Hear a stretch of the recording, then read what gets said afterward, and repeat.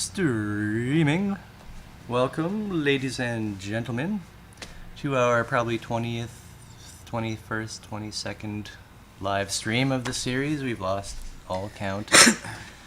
Because, we don't subscribe to the problem of counting, and therefore... The problem of counting. Yes, we are beyond that.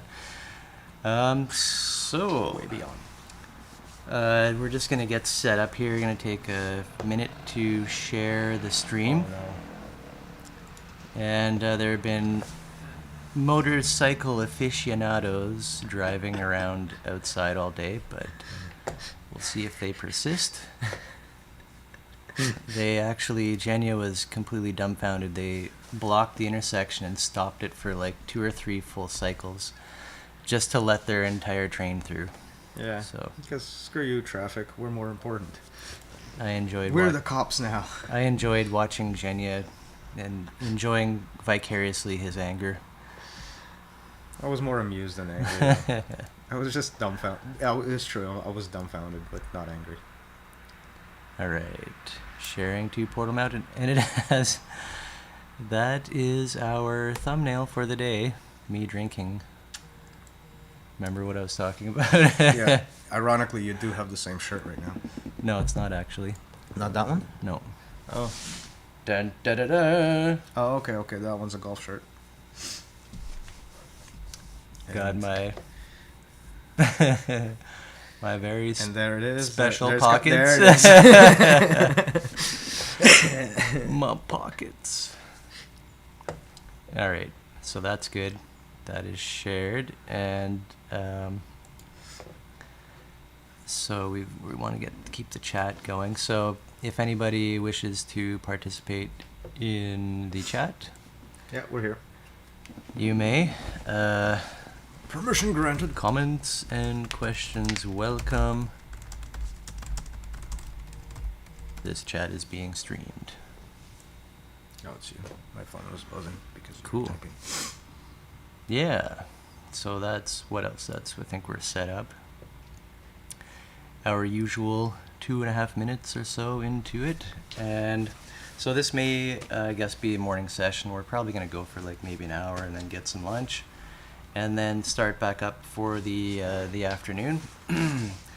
Our theme today, we're looking at the medium of the strange loop. The medium of the strange loop, and its various different strange loops, which we've been articulating, and so this would be kind of like a session to consolidate a lot of the what seems to be disconnected ideas, and we've always tried to connect them back into the flow of how like they relate to each other.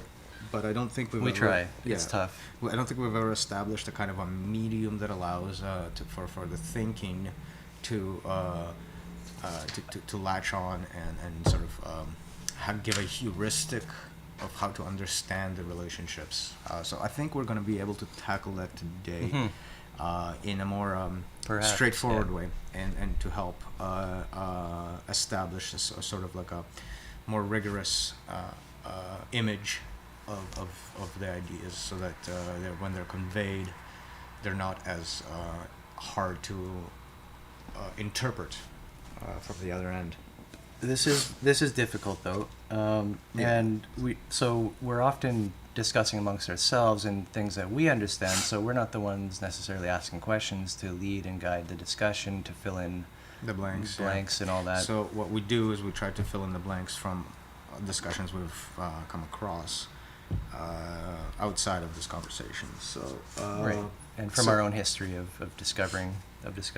Yeah. So what we're going to jump on is to try to sort of establish a kind of a medium that we can all understand and sort of utilize to see what all the different diagrams, all the different charts are actually trying to illustrate with all the various... Because we just kind of realized, I guess, that all of these charts have that strange loop aspect pretty much built into them, right? That's kind of a unifying thing. And this is also what makes it often very difficult to understand. Yeah, and the other thing that we've also sort of see there is that it's while it looks like different loops, they're actually part of one complicated interlooping mechanism. And we're gonna get into what we're talking about, but that idea of a loop is something to keep in mind. Mm-hmm. And we're gonna dive into its relevance to all the diagrams, and we're gonna build up the abstract phase space structure out of that. That's one of the main focus. Yeah, to give a solid plateau for mapping how mapping is made, if you will. Mm-hmm. So yeah, with that, I need a minute. Alrighty. Sorry. My morning. It's all good. So yeah, go ahead. Morning has not been very nutritional. So yeah, we brought this up a number of times. This is about the strange loop has come up, and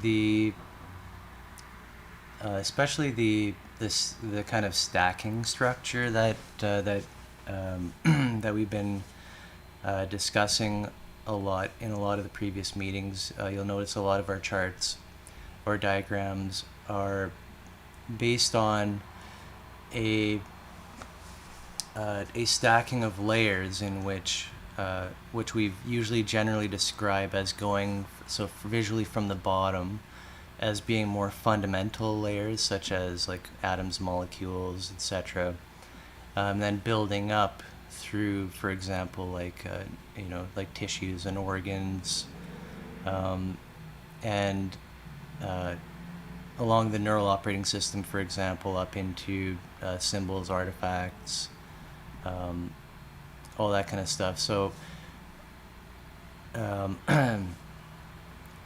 whenever we've been describing anything like that, where you have this stack, built into those are what we've been referring to as strange loops. So I was just saying, like, all of our charts, which are stacking, where we're having stacks of things in layers, say from fundamental to significant, there are strange loops built into this. And very quickly and simply, I guess, a way to describe that is that when a layer emerges above, it has a new language. So we've gone into a lot of this. It's speaking a new language. You have different, like, say, instead of atoms, you have molecules now. So there's a whole different language. But within that language, there has to be taken care of the structure below. So whenever something moves up here, it's also moving below. So this whole thing, like, I move my hand, right? But there's an organ, a tissue, a molecule, atom, right. These collections. I think another way to actually understand this is that when you have a molecule, the atoms and the electrons and the subatomic particles, they don't disappear. They get arranged in a particular pattern. And that pattern is what's significant Right. to the upper layer, but the lower layer being patterned by the upper layer, being structured by it, is the causative effect pushing down from above, because the molecules, it's now the Right. molecules dictating the paths of electrons, despite the fact that they're using atomic structures to do that with.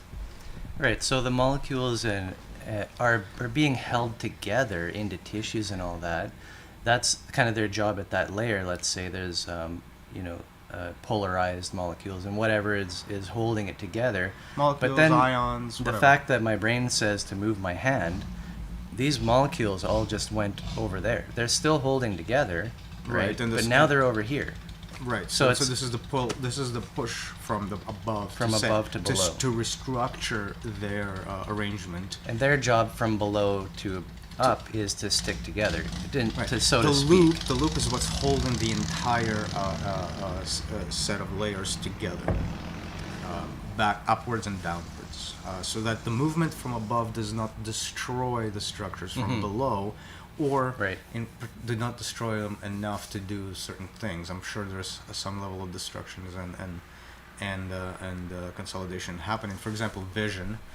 works by knocking out electrons inside cells, so it's structurally changing them, decaying them to some extent. This causes an electrical signal to be excited, and Right. then whatever the But that's within parameters. yeah, and the biological mechanism then goes into rebuilding the broken structure that has been excited by light, Mhm. and so on and so forth. So even vision is a destructive process at some point. All of these things do, but then there's a compensational reaction that happens that rebuilds the structure within that layer, and this is what we're calling an isomorphic response from the above, so that the full arrangement of molecules does not cause a full destruction of the system, but rather it uses that aspect of it to just work within a mechanism. Yeah. So speaking of strange loops, Hofstadter gave one example of the record, which could destroy the record player. So a Right. kind of higher level signal being implanted into the coding of the record, such that when you play that record, the needle breaks or something, like something weird happens. You've gone off. It requires two layers of isomorphism. One is for the needle to vibrate a specific way to create the tones, and then the tones have to be isomorphic with the structure of the record players to the extent that it is capable of physically dismantling it. So If you tried to do that. right, if that so was there your has to be intention. an embedded isomorphism of the record player in the record that it's playing. Assuming that's how you do it, is through the. Well, that is the example that's given in the book. Yeah, but that's the verbatim example. I know, but it Did I you miss? may not have to like actually make a tone out of it or something, like worry about what sound is being made, but just the fact that it destroys the player somehow. Well, we yes. don't necessarily know how that's There going to has happen. to be enough information encoded in that sound to cause the structural decay. I mean, you could put a record that's You need made to know of- you need to know the resonance pattern of the record player, for example, to shake it apart. Let's say you're a manufacturer and you make the vinyl super hard or something, and it wears out the needle over time. See, that's the Right. thing. The entire story actually goes back and forth where he keeps getting new and new record players to say this is the perfect record player that can never be broken. Oh, yeah. And eventually it goes as far as it will read the record, see which kind of record it is, rearrange its internal mechanism to avoid being destroyed, Yeah. and the guy still brings in the record that destroys the Right. because no matter how many layers you try to protect it, there's another pathway that can resonate in such a way that will dismantle the system Yeah. that it cannot account for. So, like, more practically speaking, what we've been discussing is themes about like society and how social relations work and that kind of stuff. Relation between like the state, the we may have a chat. Oh, we do. Hey, Zoo. I don't actually know how to pronounce that, so I'm saying Zoo. Welcome, buddy.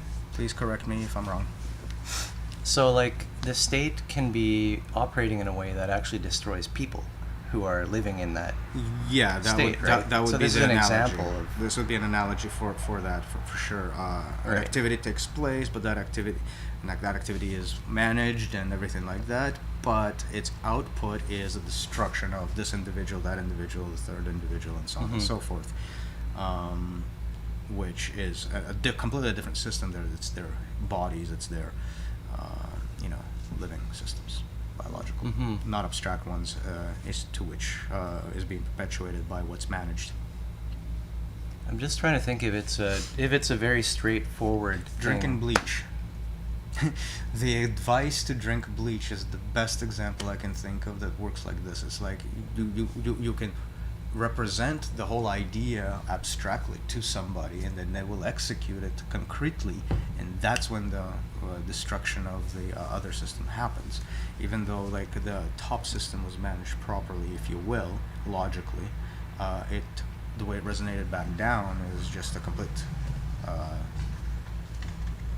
turning a stack into its goo.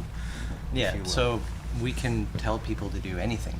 jump off That's- a bridge, and that's That's not. that's the trap. Yes, that's where abstraction is disconnected from reality in every capacity. I was trying to think of if this is a stretch or a normal thing to think about of like the social layer as emergent above the like the neurological unit layer. Because when we think in layers like that, we can think in this strange loop type way in which whatever emerges, like whatever I'm participating in to create that society has to take care of the individual, right? So if you don't care and you don't know, basically what do you expect? Right? You are the unit which is being managed from above, but not in the loop is broken in most politics, right? In that you can't manage how you're being managed. We're not being given the information. We're not when we're told or the ability to respond. right, when policy is put forward, the reasoning isn't given. There's no opportunity to say, well, if that's your reason, Or then, if it is given, it cannot be challenged. right. So if it's challenged, it goes through an entire ordeal of bureaucracy, and the challenge is not designed based to kill on, all challenges. and it's not the bureaucracy is not going to base it on the merit of the challenge. It's going to be based on the merit of the interaction within the system, which is why it's going to be long. Right. In which case, it's like, well, how much money do you have? Do you have a lobbying team? Yeah. So laundering is to take a bunch of frivolous things into account that dissipate all potential energy into things that do not resolve whatever the problem is, or disconnect the activity from its meaningful outcome to the model. Not to the system, but to the model. So that should give, like, hopefully people would be able to kind of latch onto what this relationship between layers. Just think of your relationship with the state, right? Like it should be much more interactive, and you should be in on what the decisions are like being made that affect you. You should know why they're being made, so that you can give feedback, so that you can have an input. And there's this the top is listening to the bottom, right? Like Or the top is a complete representation of the bottom, which is the ideal. like it's like putting in the record that destroys the player, right? That the society comes at you with this thing, and it's like, okay, but that's not right. So yeah, you so know? to carry the analogy, the point here would be to find the kind of record that doesn't destroy the record player but reinforces its structure. Right. Yeah. Negentropically taking Think care about of another message. isomorphisms. Zoo is right. Cool. Awesome. Yeah. So strange loops. I guess that Yeah, so that's our Strange Loop theme. Strange Loop is like sort of the backdrop of the structure that we abstractly want to relay. What is a strange loop? A strange loop is when you have any two or more layers like this, where a layer is a composite of its below layer, to some extent like a pattern of the lower layer. So you've had an emergence. Right. So the classical example of atom to molecule is the simplest one to picture. So you don't get rid of the atoms to create molecules. In fact, they are atoms, just in a very particular arrangement that they can be in. Right. And those arrangements are significant to the way they operate on their own playing field, that still utilizes the previous playing field as is, but creates more phenomena that can be recorded in a different category of language to capture it. So that's layers. And now the strange loop is the concept that because we've just seen that there's no real difference between molecules and atoms, molecules are atoms, is the notion that the top layer is embedded in the bottom layer, right? But then there is another relationship where the bottom layer is embedded in the top layer, and that is when things like molecules, and then let's just say us, all the way us to the top, thinking beings, can then turn around and create a language to describe atoms, to describe molecules, and to interact with that layer in such a way that resonates with it and all the layers that it's on. Right. So, And never perfectly. Right. So we've had two embeddings now. We've had one where the molecules are embedded in the atoms, and then we've embedded a bunch of biological structures into that system, embedding. But then a strange thing is happening. This is the strangeness of the strange loop. We've embedded the layer of atoms, the description of atoms, inside our thinking. We've embedded the layer of molecules inside our thinking. So it comes back down. So the layers that we were describing before are actually embedded in the layers that emerge out of them. So to reiterate, we've gone through from embedding molecules and cells and beings inside of inside atoms, inside an atomic system, and then we turned around and embedded an atomic system inside the emergent properties of the layers. Thought, for example, now has a language for atoms, for molecules, for biological systems. So the embedding is happening inside the embedding. And this embedding is the strange loop that we're discussing. And so the basis of our model is taking that into account and takes exactly two layers as the fundamental ones, that one is embedded inside the other, and the other is embedded inside the first, in a strange loop, you say. So those two layers are the space-time. So in this case we're just describing mathematical space-time. We're not going to be talking authoritatively about scientific theories. The point being is that we're biological beings embedded inside space-time, just like described by science. So wait, we're talking about, we're going into the specifics of one of these strange loops that we wish to describe. The one that I think is most fundamental to spring off the rest of them off of. So if we get this concept down, I think it's going to be easier to understand the rest of the charts that we've been working as a means to describe in more detail this very basic idea. Right. All right. So taking the idea of layers embedded in layers and then vice versa, we have two layers, space-time and abstract phase space. Space-time is the mathematical model, if you will, of the universe.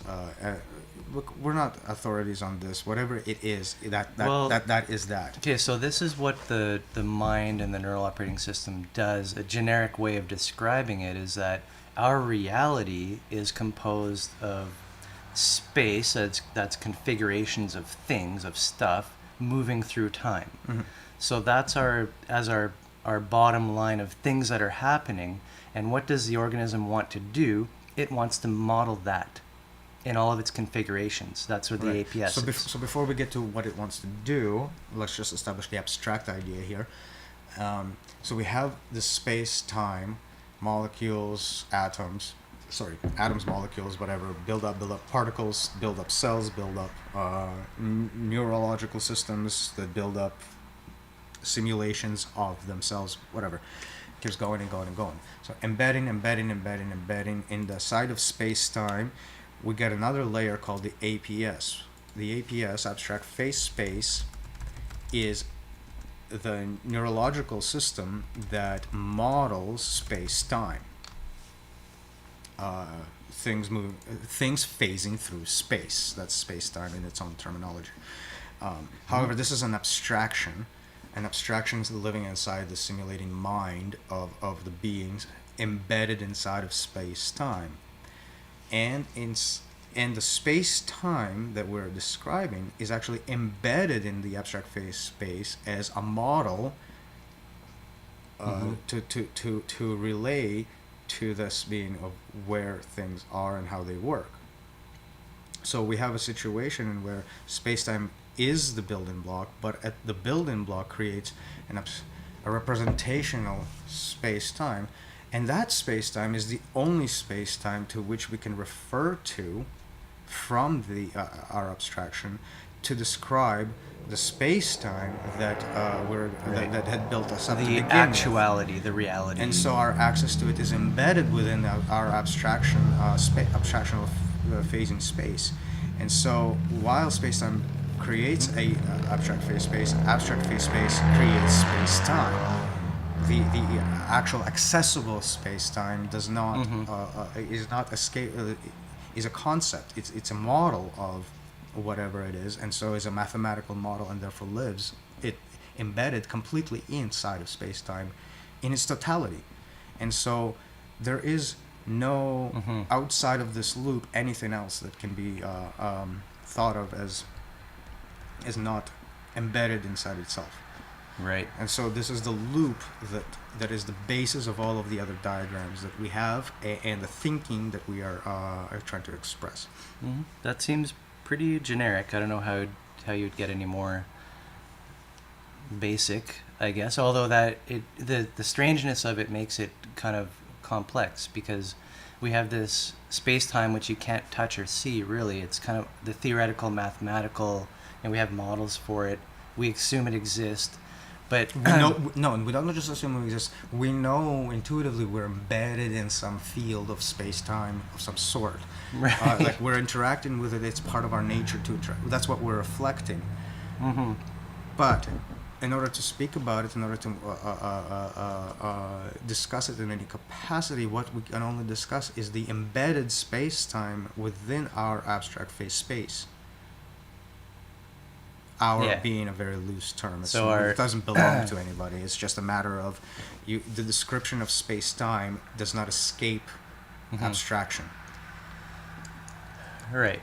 So all these models of string theory and quantum mechanics Yeah, and so all even though they that, sit underneath, they sit inside. they're pointing at something supposedly outside and objective, but it's within this system built up out of it. And the isomorphism between these layers is what causes an actual connection, a loopy connection, being correct, being able to Mhm. predict, being able to Right. to interact with the world based on those Yeah. So terminologies. interact with the world, scientific method, the Exactly. ability to I The have a model. I'm going to test repeatable it. experiment. I'm going to test the model. Okay, it worked. But the model still lives inside the abstraction space. Like it never escapes it. So regardless of Right. molecules are words used by equations. Atoms are words used by equations, and there's no atoms, there's no things outside, and yet there are. They are when they're embedded, then they're not when they're not embedded, because if they're not embedded into anything, then there's nothing to This give seems them like meaning, give them the a wording. basic faith. And yeah, this is what necessitates a faithful approach rather than one based on rationality, because you cannot necessarily capture the Mhm. relationship between layers without some sort of inkling to believe it has to be a certain way. And if you don't have that, then what you're just, you know, you don't have anything to probe if you don't have an inkling. That's just heuristics. It's not a necessary situation that I'm talking about here. It's more of a heuristic one. If you don't do this, you Mhm. kind of if you don't get an idea about what you should be probing, what are you going to probe? Okay, you're back. Yeah. All right. Yeah, we're going to take a little quick break. Be right back.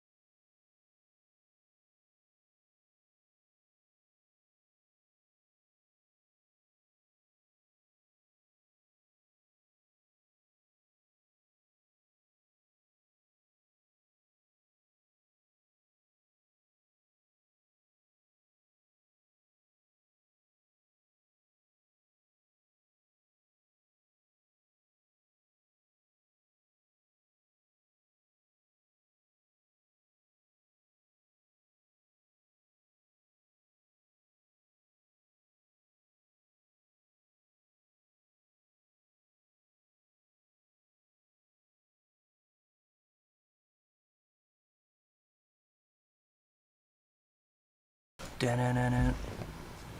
Do-do-do-do. Almost. Wa-na-na-na.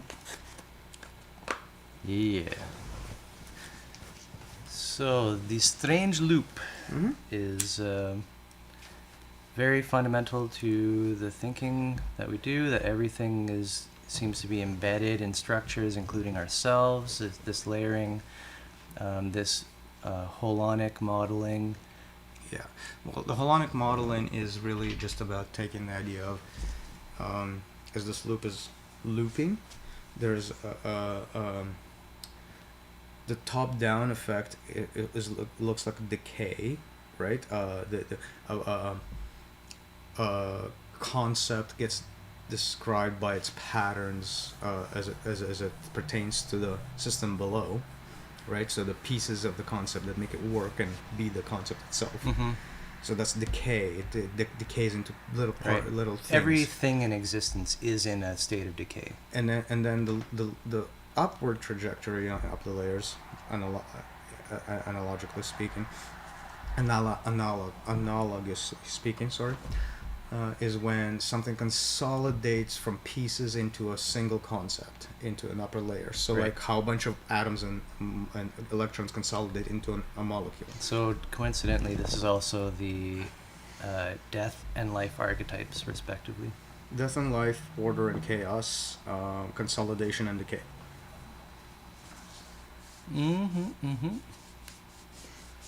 So that's the generic mechanism of the loop.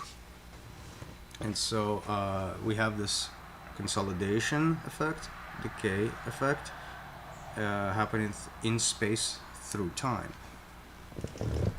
So that's actually gives us the breakdown of the elemental Right. archetypes.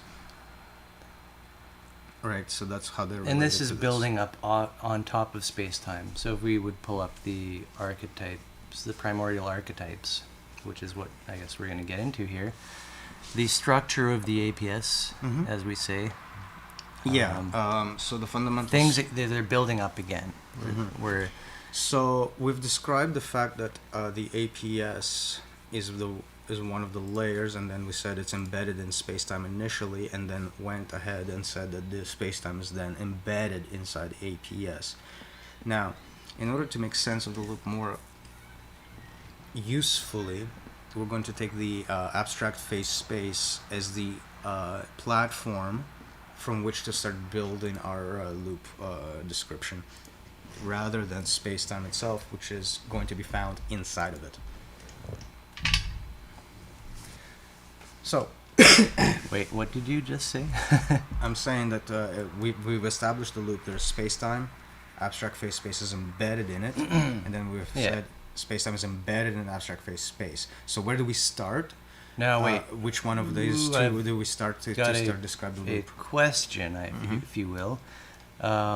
Space-time, there's a lot building up, like through the neural operating system to get to the APS point. That's what we're talking about within the neural operating system, right? Yep. A lot of things have stacked up to get to that point. We've got a whole inside of organism. space-time. Yeah. But we're just kind of skipping and saying starting this layer, we're starting way from the top, which now. you can do at any layer. This is the holonic modeling thing again. Any Right. holon can have interaction with any other holon. at any point of the loop.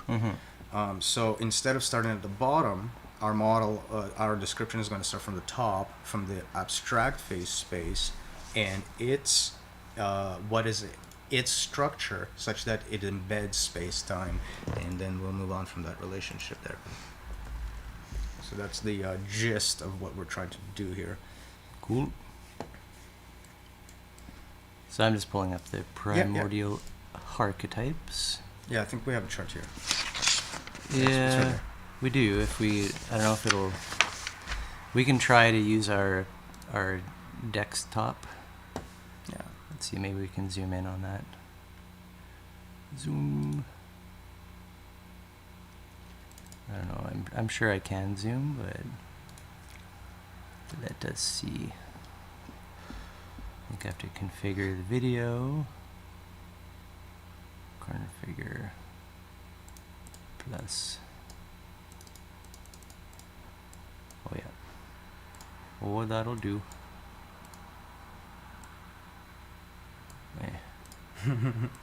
Here we go.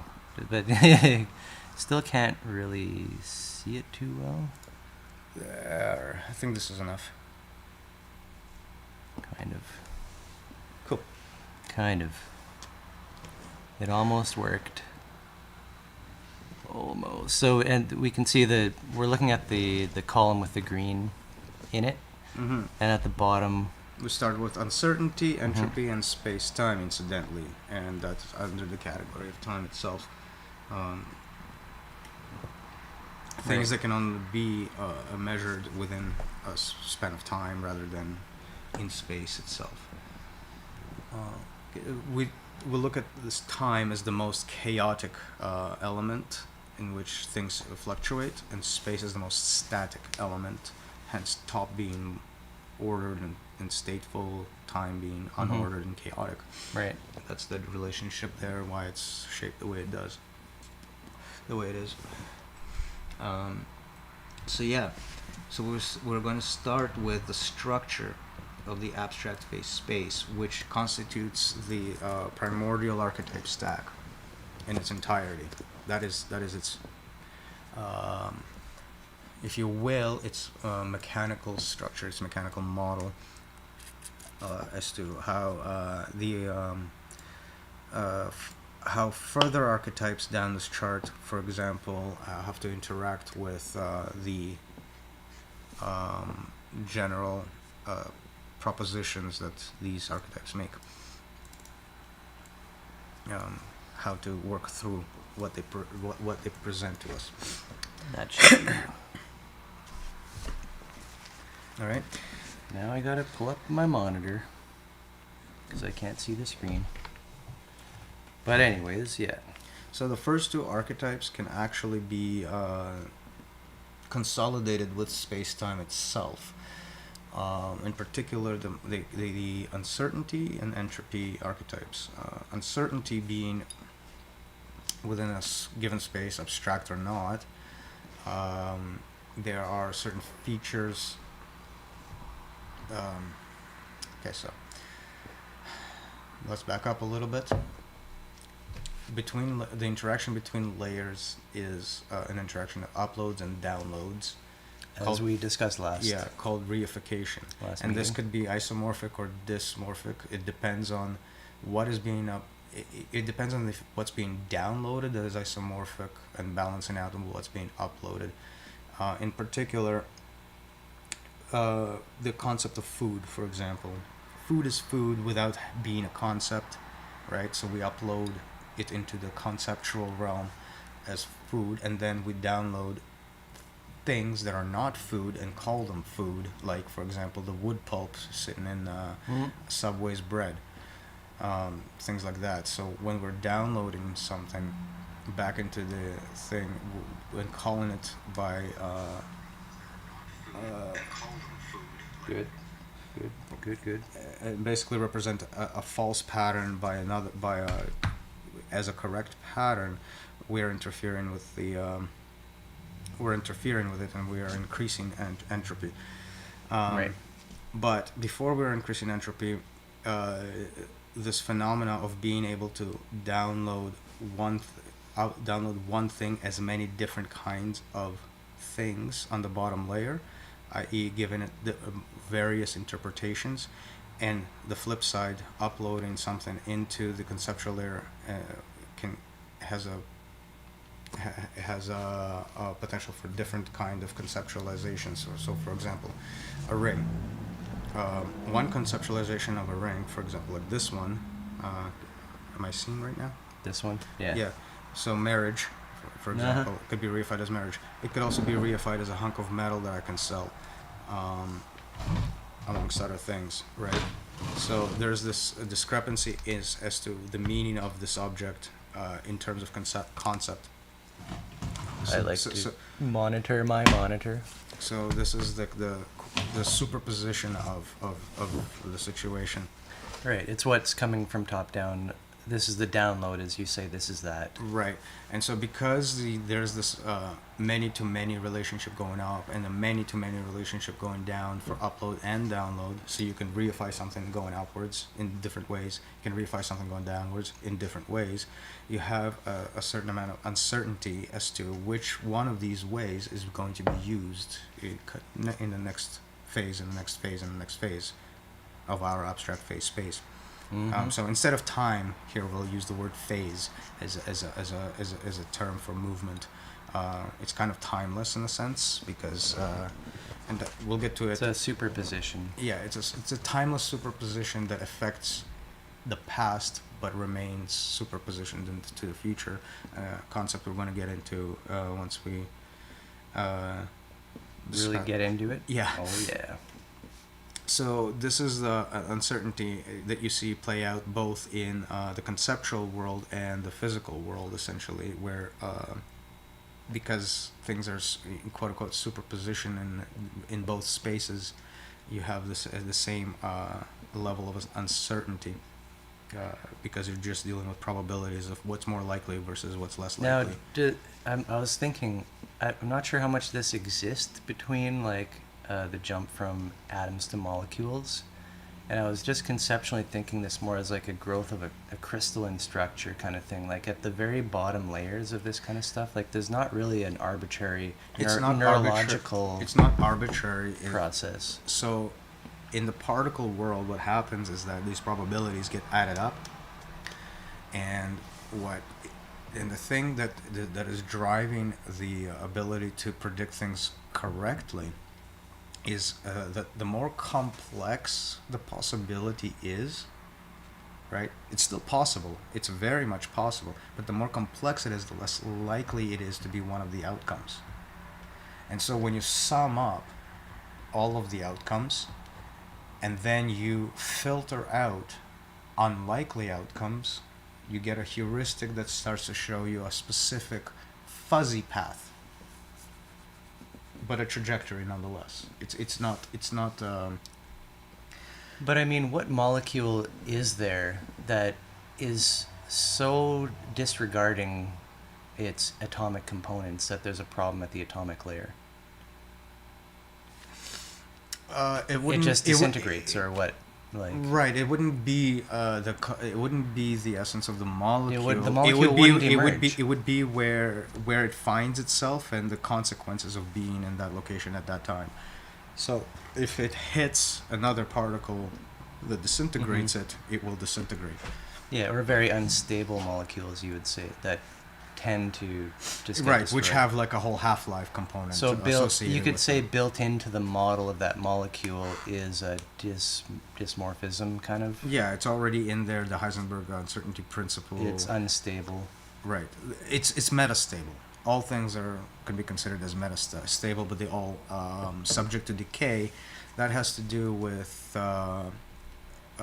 fields being submerged in other fields, and because those fields can interact, that interaction is causing the shifts and differences.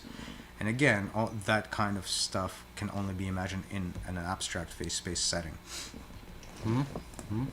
Calculated and all that abstractly. So we're moving up on the primordial archetypes through uncertainty. We've established uncertainty, and now with that we'll establish entropy, since we have a space when we have uncertainty in that space. So uncertainty comes from the fact of when you emerge, there is a sort of model built in which does reflect what's below, because what happens up here happens below no matter what. Right. So what's happening up here is taking this for granted as a plateau almost, platform, and utilizing it. So, but that emergence comes with an uncertainty of what's happening below exactly, right? Because there's multiple ways to represent that emergence, and each one of those representations could be representing of something else that is emergent. Right? So just because you have a specific pattern here does not mean something specific emerged here. In this context, it could be that. Right. In this context, it could be this. Yeah. In this context, that could be this. This is like taking the number 5 and applying it to dollars, or applying it to chairs. Do you have $5? Do you have 5 chairs? Yeah. So this is the difference in the reification. And I'd like to look at the scientific method as a standard way of looking at this. Like, so you've got a hypothesis or whatever, or your model, but that model just, it happened to come up to you to this layer, to this level. It's one of the many potentials. Yeah. And of so this that representation. that mean that That there is an the- inherent disconnect between the top and the Right. upper and lower layers, which is, that's what uncertainty. Yeah, the things that make it that is not it in itself, but the full context in which it also arises in its totality. So the next layer emerges in its completeness rather than piecemeal. That completeness could be really, really rudimentary, but then it could complexify itself out of as time goes on. We do end up seeing stable structures, obviously, forming and Right. Right, and as soon as building. small little stable structures are stable enough, they can build bigger little stable structures that operate on the same principles until another layer emerges out of that. But that layer could be building and building and building in complexity for quite a while before another layer can emerge. And then all. Like it's not a linear process. Through the neural operating system, eventually we do come to the point where we're able to model these things in the APS, and that model definitely is also uncertain as to what's below. Right. Right. But it is a complete reflection of the model below, and therefore, one isn't better than the other, and the other isn't better than the one, and so the loop goes. Right, and the less that you model, the less that you account for, the less stable is going to be what's below. The less it's going to be applicable in different contexts. Right. So if you reify it just a single way, everything else becomes taboo. And this is the phenomenon we see most often. I guess I'm getting at a point about like our work and its complexity. If it's too simple, it's just not going to work. It's going to it's not going to. Yeah, it's going to miss right, reflections. that's what I mean.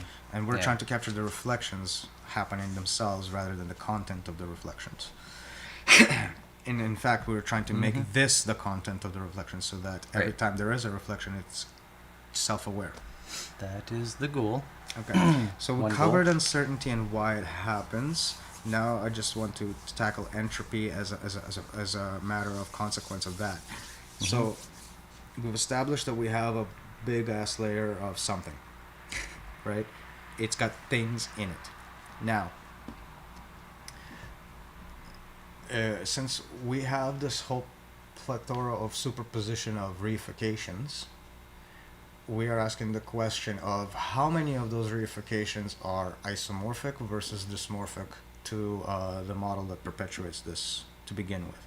And the answer is that there's always more combinations of dysmorphism, aka ways to break the model down into its more subcomponents and just kill everything at the top, than there is to ensure a proper growth out there, despite of the variety of growth that you can have. This is also the narrow path analogy. Correct. The narrow path analogy is that there are far fewer combinations that work than do not. And so when you have uncertainty as to how things are going to reify, and a big space in which to reify in, what's going to get reified is more likely to be dysmorphic than isomorphic. So that's the concept of entropy, and it applies to particle systems as well, in that there's more combinations that will not work than they will for any particular ideal. So we are in an environment in which we always should be expecting that things aren't perfect, they aren't quite right. Uncertain and going wrong. So this brings us to the full description of space-time as a concept of where things are uncertain and entropic. And that is the full totality of space-time as it is described mathematically, embedded inside the abstract phase space primordial archetype structure. So this is the second embedding that we're talking about looping back. And this space-time is both analogous to the abstract phase space in its contractions and its movements and its whatnot, but those are conceptual. And a subset of that is the mathematical space-time, which is another model of contractions and interactions and whatnot in space over time, done conceptually. So this is the embedded space-time as opposed to the space-time we're embedded in. However, the concept cannot be differentiated since the space-time we're embedded in can only be visualized conceptually through the space-time we embedded in us. Mm-hmm. So this gives us our Mm-hmm. original strange loop, that one that we started off the Right. presentation with. So, in this primordial archetype stack, we are one of the heuristics, I guess, of its construction is that whatever preceded a layer is foundational to the next one. Yes. It must be accounted for, and it's there. Mm-hmm. So Well, you don't have space-time without the entropy perspective, because you need the combinations to be playing out to facilitate the space and the time in which it takes place. Mhm. Right? Like, we already have those If you could assumptions. say everything was perfect for all time, it'd be a timeless thing. There would be no differentiation. The universe is over. I don't know. But Yeah, it's just it a would make no perfect- conceptual. There would be no conceptual representation that makes it. You wouldn't need to do any of this. Right, but Mhm. that's kind of like neither here nor there, because that's not where we are. Well, I'm just trying to think about the link between, okay, so space-time and entropy. Well, this just points you to the idea that there's no perfection as such, right? There's just this Mhm. churn of things and the looping just loops and loops and loops. It's like a soup, a primordial soup of fields interacting and spiking up with energy and dissipating it, spiking up with energy, Mhm. and it just works on both the conceptual and what the conceptual shows us of the physical outside. So that's the relationship between this space-time and the space-time as a mathematical model. So this space-time is the mathematical model of space-time embedded inside the abstract phase space that also assumes uncertainty and entropy, but also it's a space of concepts, right? Mhm. So Well, so it I builds up guess- on more and more. So these are the fundamental concepts that construct this abstract phase space. I guess the thing is we know where we're going with the primordial archetypes, as far as this is a sort of all-encompassing, all potential mapping as behaviors Phases of the space. in which you'd be interested in for mapping of behavior. Right, the useful elements. This is where we kind of get a bit utilitarian, but this is like the limits of Mhm. it. So yeah, obviously, like, I guess not obviously, but the fact of space and time, space-time, is very fundamental. So we would expect it at the bottom, right? This is like, when we think of the universe and the world, people often wouldn't even think of entropy and uncertainty. They're just thinking of, well, there's things that exist and Right. they move and The change idea- through time. The point of pointing entropy and uncertainty before space-time is to give space-time less the feel of a disconnected things floating in space, but rather a whole field of uncertainty and a whole field of entropy that is self-interacting. Right. Okay, so that to me is the link, I guess. That makes sense. As a fundamental archetype. Mm-hmm. So now that yeah. we've established that this is what space-time is, a kind of uncertain field of entropy, the next representation of the space-time is matter, because this is how we perceive the things moving around through space and time. This is the fundamental concept. Matter is the fundamental concept that we latch onto that is moving through space and time. Mhm. Right? That's like how space-time is perceived, through matter. So it's space and time and matter are the same thing, right? One is just like the field The other one is, well, what does that look? What are we seeing in said field? Like, how do we describe that field? Yeah. So matter gives us that description, and then that description amounts to the life archetype, given the complex adaptive system stacking mechanism. Once we see matter, well, how do we describe this matter? And it's going to be this field of stacking of energy potentials up and down and agencies and all of that. This is why that archetype fits there.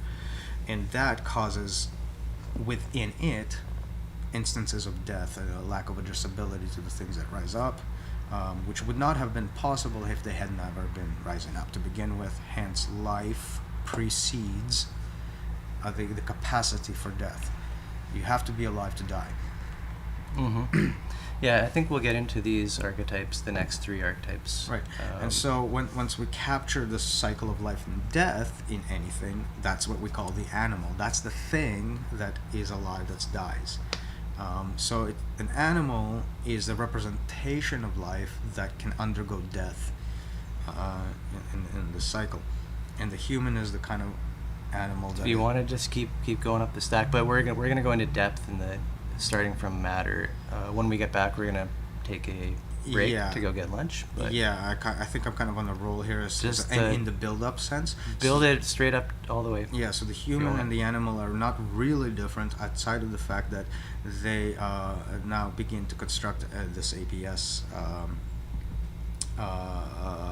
reflection inside. So the difference being is that, yes, there's an APS-like structure in any animal to reflect the world, but then the animal also reflects that reflection to some extent to, make sure that its next decision is in line with its previous decision of experiences and stuff like that.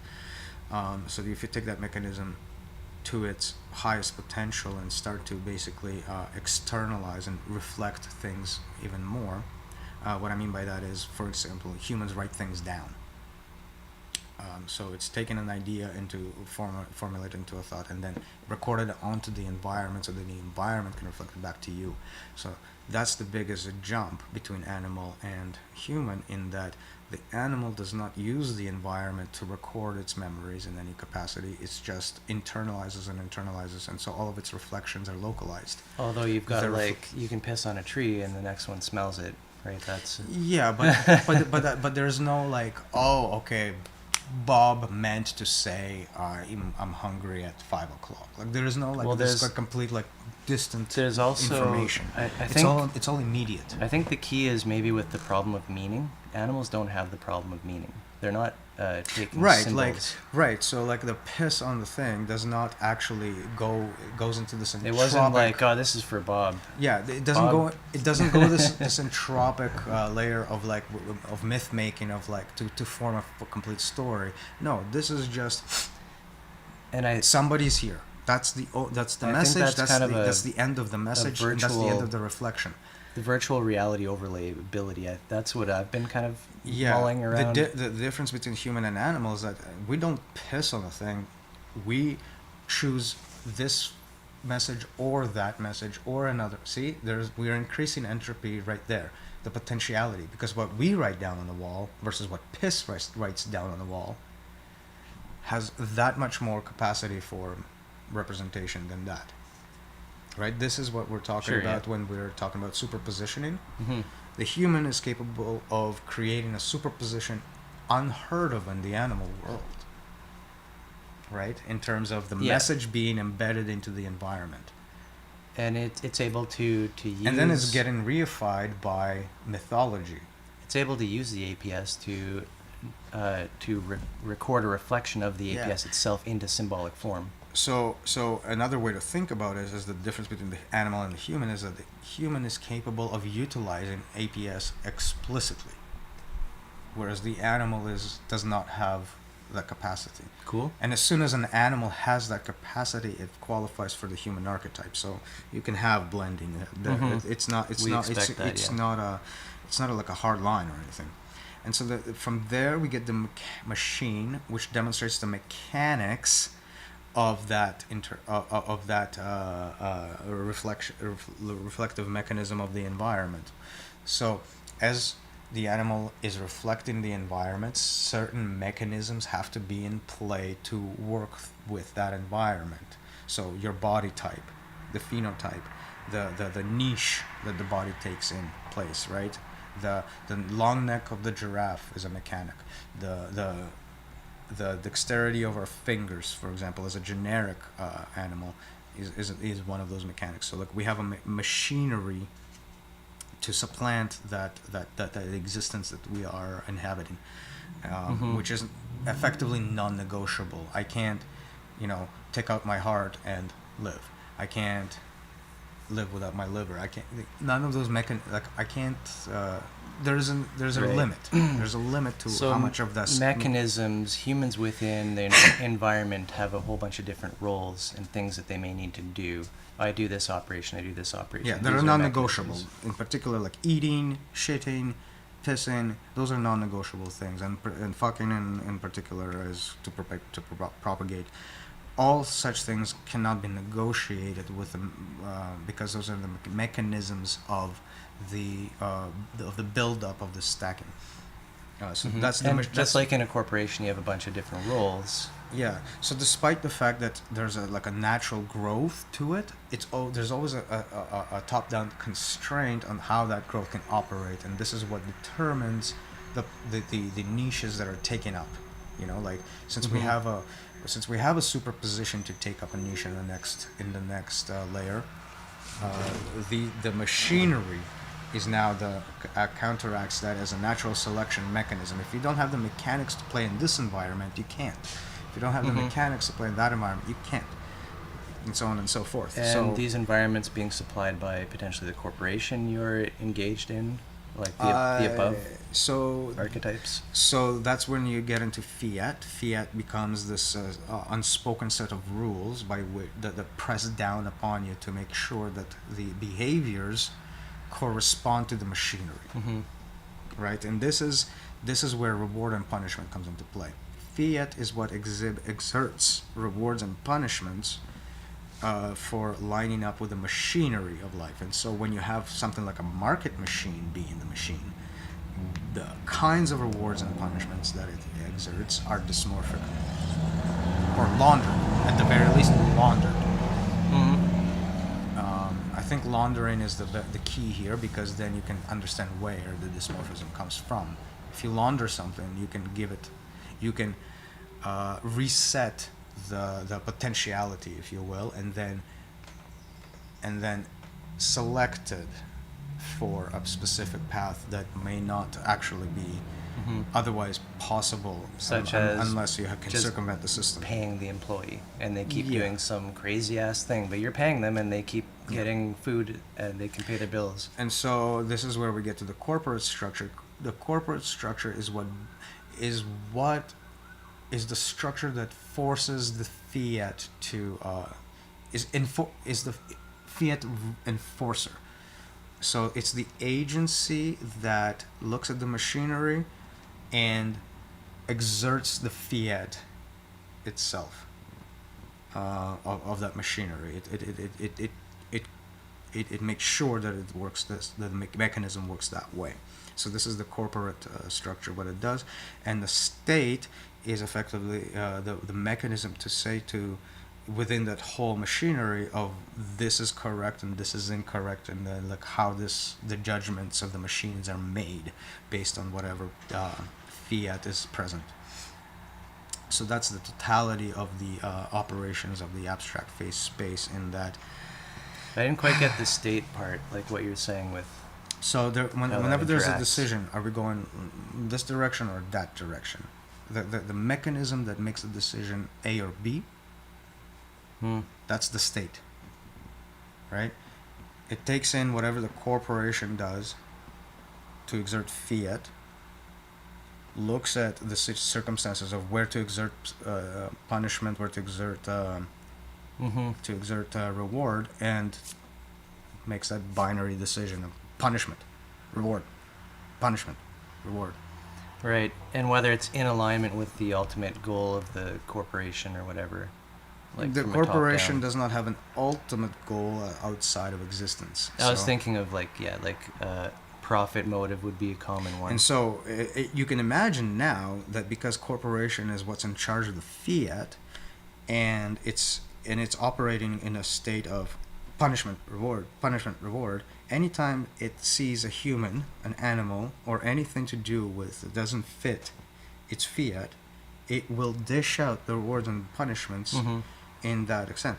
And this is what's going to be feeding back into the narratives of each individual neural unit as they're being punished, to further the narrative, the extrinsic narrative of whatever corporation is expressing there. Now, are we talking like a dysmorphic state type corporation? Yeah, because this in is that case. Because the reason why we always tend to go for dysmorphic is because this is what's happening. Yeah. So this is the description of what's happening, not the description of how we can utilize the same machinery, the same APS, to navigate the problem and into a solution. So this is just laying down the problem. So all of these archetypes is what we call the structure of the abstract space. How it phases. So state decides it phases this way, that way, or the other way. Corporation, it decides is the structure that's built up all the different protocols to make sure that fiat occurs certain ways. Fiat is the result of the machinery, like what the machine dictates needs to be happening, and human, animal, and all of that stuff is the workhorse upon which this is built upon. Right. And so by phase, I guess. Changes.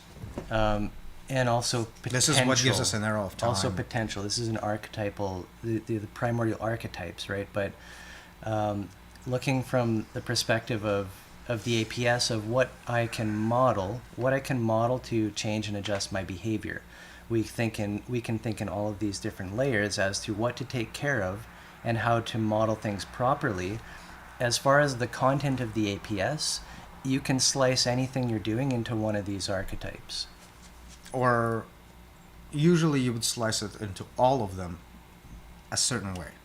Like, that's the exercise. That's the difficulty of the exercise, because you cannot take it piecemeal. Of course. Piecemeal is systemic. You never see any of it by itself. No, it's always a full-blown thing. Unless you restart your stream, it will die. Oh, reconnection successful.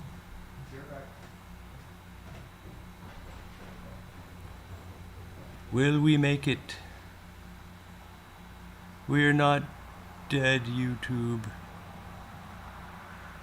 Oof. Yeah, so our internet completely died there. Hopefully that doesn't happen again today, because that's kind of annoying. But yeah, so we were talking about the... of course, none of this comes piecemeal. You can't have any of this without the rest of it. But I guess especially my interest is in the ability to look at any one of these layers as something that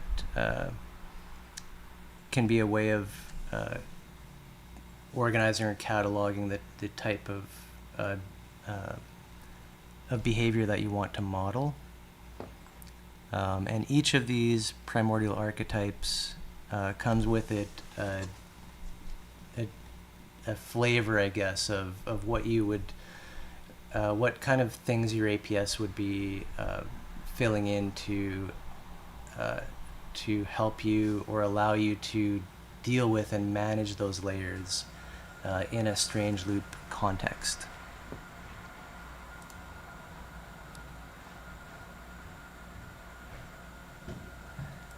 And we'll get our image back up. So the stream didn't completely die; it came back. But yeah, that was, so none of this can be taken out of context. It all comes with, the whole thing always comes all at once.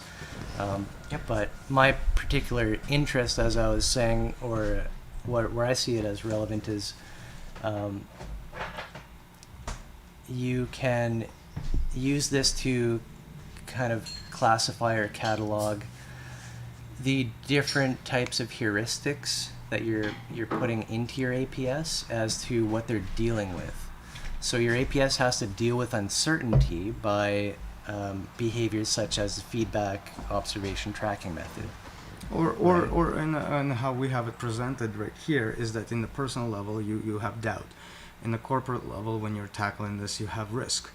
And when in Right. the state, So in the state understanding of things, you have a regulation to take care of. we do have this to expanded determine how to handle the doubt and the risk of uncertainty. That is correct.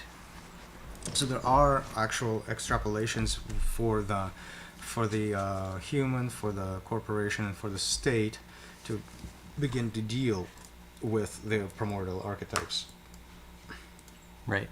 It's just that if you don't do it, if you neglect it, this is where the reification actually does not line up. hmm So if you're talking about the APS and what is in it, that's the purpose of this stack. Yeah, the primordial archetype stack is the complete structure of the APS. And now this is where we can start getting into the diagrams to explain a little bit about how the structure is Yeah. realized. So for at least the bottom half of this, we have a number of strange loops described already, which are basically like zooming in on any one of these particular archetypes. Right. Um, We don't have a particular chart for uncertainty, but uncertainty is embedded in some other charts in the fact that there's upload, download, and reification, and all it is talking about is the superpositions that happen in those layers. And again, superposition is an analogy. Don't take it too far. It just means that there could be one way to represent something in one layer in many ways in a different layer, and vice versa. And so there's an uncertainty as to how.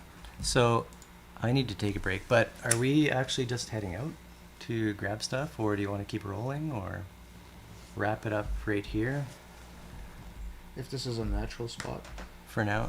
I think so, because we haven't gone into too much depth of any of it, right? Except for the first three, which then we can now pull up charts and stuff like that and get into it. Yep. So, yeah, I think it's a natural spot. Yeah, we're just gonna get some lunch and start chewing on the next Yeah.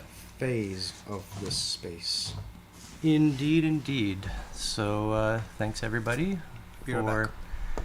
tuning in, and there will be a part 2 in about maybe a half hour, a little bit over. But until then,